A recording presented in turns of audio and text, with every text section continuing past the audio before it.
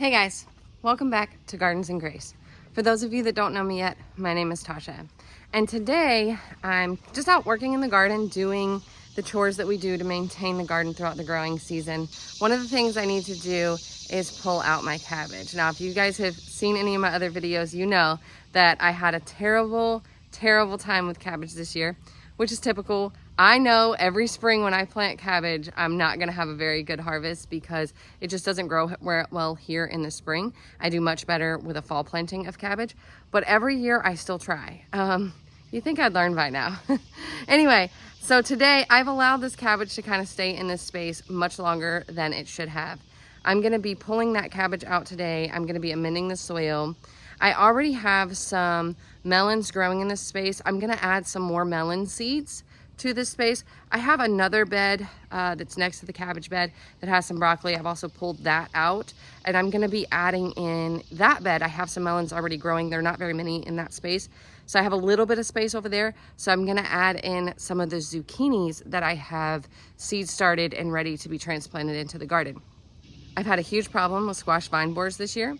And the newest planting of zucchini that I've done that's in the ground currently is doing really well because I've been maintaining spraying BT on the stems, and I don't have squash vine borers on those yet, and they're just starting to come into production. But I have another round of zucchini ready to go into the ground that's been seed started because I'm scared that the ones I currently have planted are gonna also succumb to the squash vine borers. I have been out here like every few days spraying with BT to just try to make sure they don't get in. So we'll see how that goes. But either way, just as my insurance policy, I'm gonna put those new zucchini plants out in the ground, and I'm gonna put it out here. So we're gonna be amending the soil a little bit, not a whole lot, and then just planting in it. So I'm gonna turn the camera around and I'll show you guys what we're doing. All right guys, so this is the bed we're working with. Like I said, I have another one over there. I'm pretty much gonna be doing the same thing. I'll transplant some things out there though instead of adding melons. But right now I'm gonna go ahead and harvest these cabbages. Now, that's a really small cabbage. I was really hoping to get something larger, and I really like cabbage, so it's definitely disappointing, but it's okay because I'm about to start cabbage seeds for the fall garden. You know, now around July is when you start planning out your fall garden, how you're gonna put things, what you're gonna put in. In your area, it may even be time to go ahead and plant starting in July.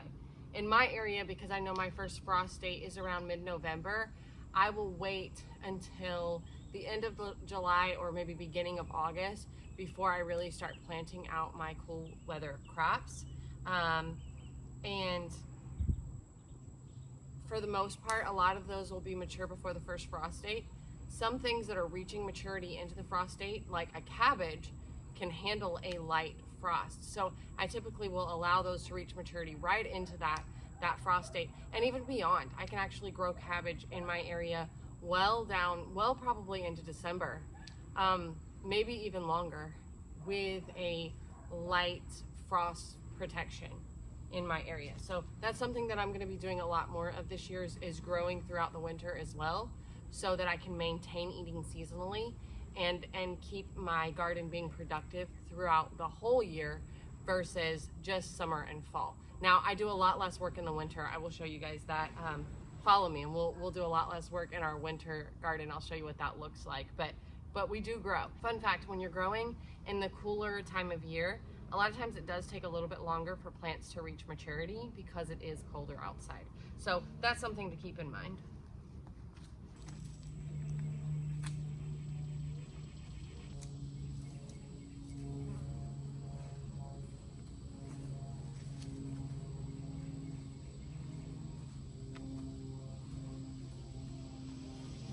Some of these really small cabbages, what I'm gonna do is just go ahead and feed those directly to my chickens. They will appreciate them, and it's not really going to waste because they're gonna turn this into compost for me ultimately. So I'm gonna feed these to the chickens. So now I pulled those plants out of this space. My peach tree is just taking over here. But now what I'm gonna do is just kind of clean it up. So I'm gonna use my rake. There's not a whole lot of weeds in this bed, but there are a few. And I have, like I said, I already have melons growing here, so I don't want to mess with those. But what I want to do is take the rake and just kind of clean up the space, pull out the weeds, pull back the straw mulch, because we do have a straw mulch in this area. And that way I can add in the amendment that I have, which is just going to be garden soil with an added fertilizer. I'll throw down a little bit more organic fertilizer in this space as well. And then go ahead and directly sow some melon seeds in my area, because it's going to start to get cooler, you know, in the next few months. We still have quite a bit of growing season, but it's going to start to get cooler in the next few months. I do want to pick melons who have a shorter maturity date. I have watermelons already started, but at this point, if I don't have watermelons started, I probably can't start watermelons because they take a really long time.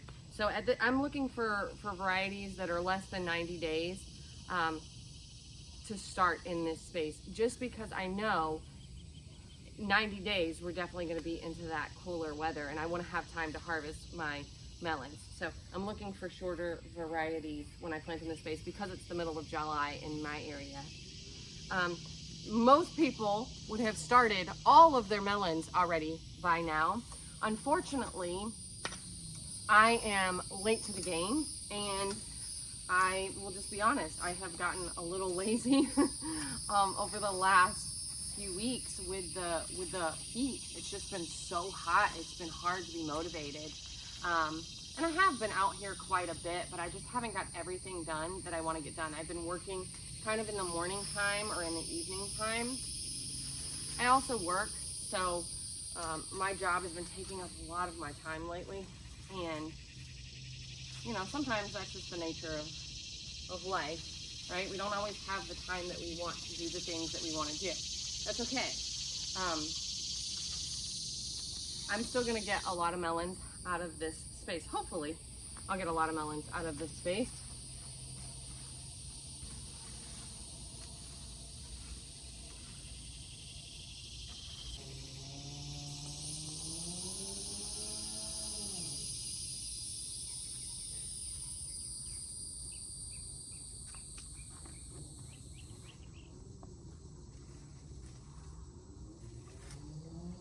So I'm noticing that the soil in this area is actually really good. It looks really healthy. I'm really pleasantly surprised with it. We started this bed as a no-dig bed.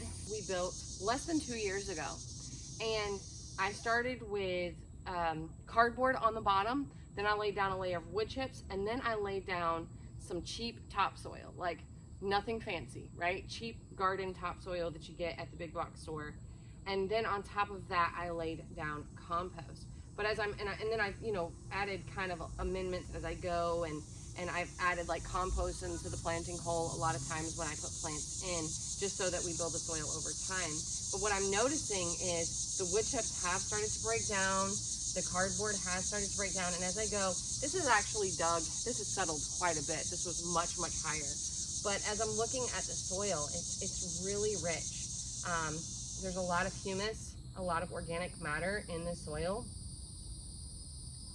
Even, you know, fairly decently deep down, which is really encouraging. Now, because the wood chips are here, I do realize that there may be a slight nitrogen deficiency. And so that's something that I account for when I plant. Anytime that you have wood chips buried in the soil, they're going to rob the surrounding soil of nitrogen to help them break down. So the way that you can combat that, first of all, probably not a best practice to add a whole lot of wood chips to your, like, dug into your soil. I would avoid that if you can. But if you have a little bit in there, if you're worried about it, one of the things you can combat that is using water-soluble fertilizer that's high in nitrogen, you know, adding in chicken manure, adding in alfalfa pellets, adding in any organic granular fertilizer, just being a little more heavy on it, because it is, you know, does have nitrogen in it. Now, a lot of your fertilizers have a lower nitrogen rating. A lot of your organic fertilizers have a lower nitrogen rating than some of the commercial products that we use. So if you wanted to, you could throw some Miracle-Gro into this spot. Now, if you don't want to do that, you don't have to. But just realize that those have a higher nitrogen level. The non-organic synthesized fertilizers have a higher nitrogen content than some of your organic options. But even still, even organic would be fine. what we want to do is just bring up the nitrogen level in the space a little bit. We already know that it's likely deficient. So we know that, then we can just add in amendments to make sure that we're adding in more nitrogen. Melons are heavy nitrogen feeders, and I can tell you right now, this melon is super green. It looks super great. So it's doing just fine. Now I'm obviously gonna add in some, like I said, I'm gonna add that bagged soil in here. I'm gonna add in some organic granular fertilizer. I'll be watering in with a water soluble fertilizer. So all of that will balance out this soil and make it a really healthy growing space.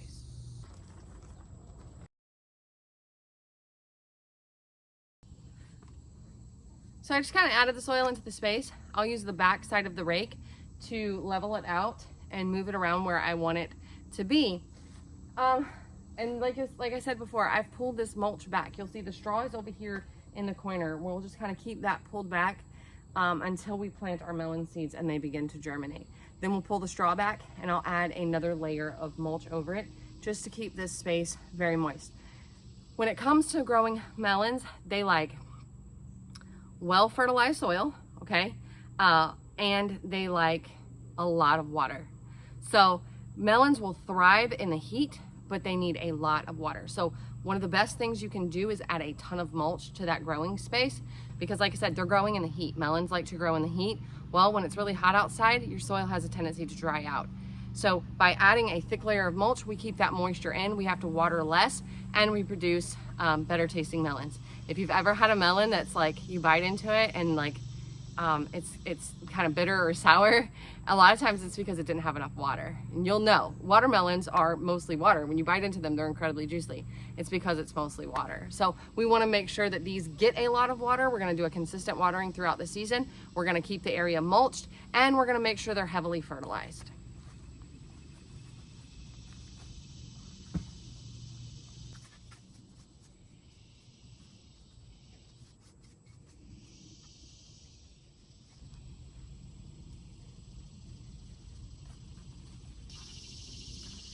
All right, so I'm pretty happy with that. That looks pretty good. We've maneuvered the soil around. I'm gonna add in that organic granular fertilizer and then we'll be ready to plant in it.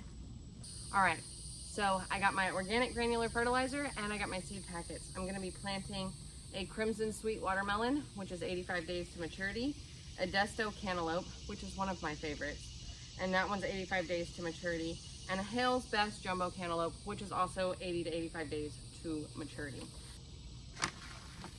The organic granular fertilizer, just tossing down some handfuls.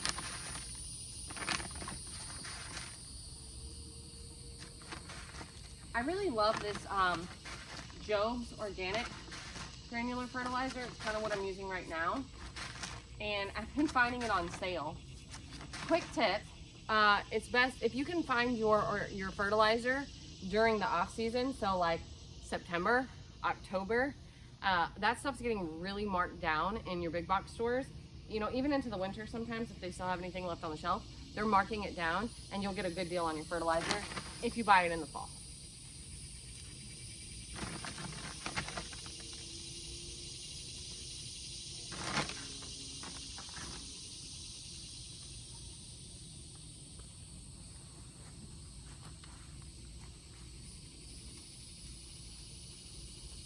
We're just going to lightly work that fertilizer into the soil, just so that it can begin the process of breaking down.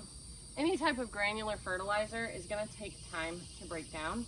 It's not readily available to your plants. So this fertilizer that I just put in there, it's going to feed the plants over time. It's going to feed technically it's going to feed the soil over time. That's then going to feed the plants. If you want something right away to deliver to your plants, like for instance, if I was to come out here and my melons looked like they needed a dose of fertilizer, I wouldn't use a granular fertilizer in that case. If my melons were really beat up, I would use a water soluble fertilizer, because it is immediately available to your plants. It's in a form that your plants can take up right away. Granular fertilizer has to break down in the soil before it's available to your plants, so it takes time. Something to know about fertilizers. And I'm sure I've mentioned that in other videos. I'm probably always talking about it.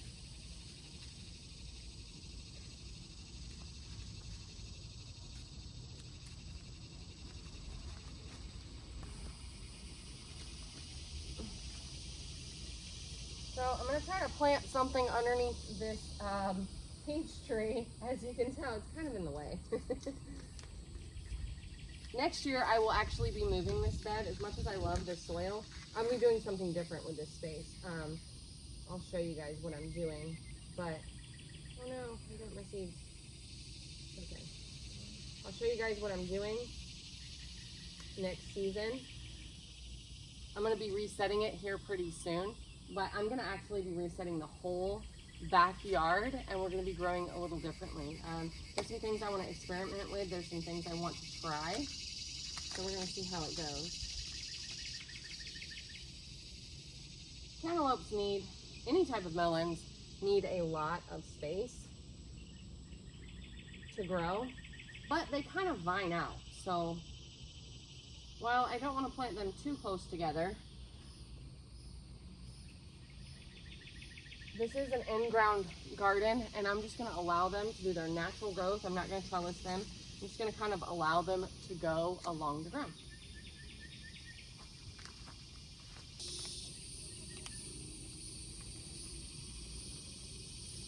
And in this space, I'm going to do I'm going to do the Crimson Sweet.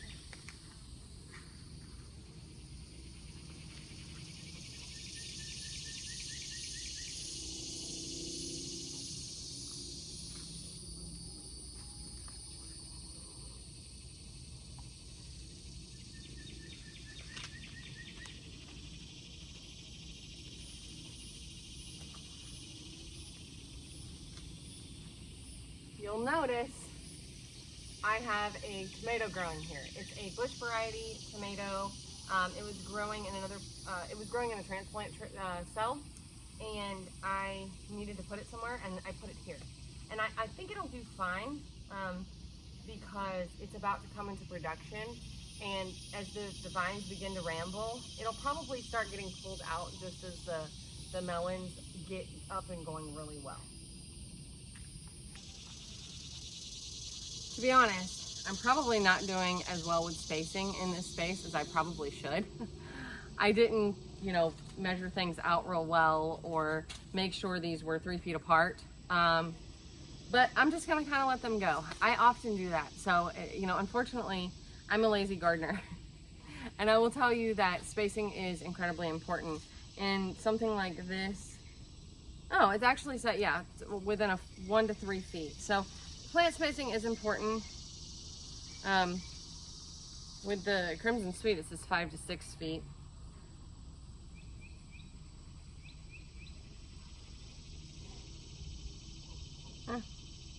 This is 4 to 6 feet. So either way, with melons though, what I have found is that you really can plant them about 3 feet apart on average and be just fine.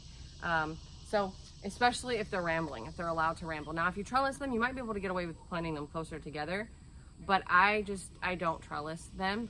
I find that the amount of work it is to just kind of like tie, you have to use like pantyhose or something to tie the fruits to the trellis to keep them from, breaking off the stems before they're ready. So I just find that all that work to me was just too much. Like I said, I'm a lazy gardener and I have the space. Now, if you can grow something like a sugar baby watermelon in a container with a small trellis, if you're in a balcony or, if you have like an apartment or something and you're growing in containers, if you're gonna do a container garden, you can absolutely grow them very well on a small trellis. Something like I said, a sugar baby watermelon or a small cantaloupe. You can use pantyhose to support your fruit as they begin to ripen, and you would just tie that to the trellis just to kind of provide that support. And you'll find that you're gonna get a lot of production that way, and you're getting it up off the ground, so you have a lot healthier fruits overall, usually.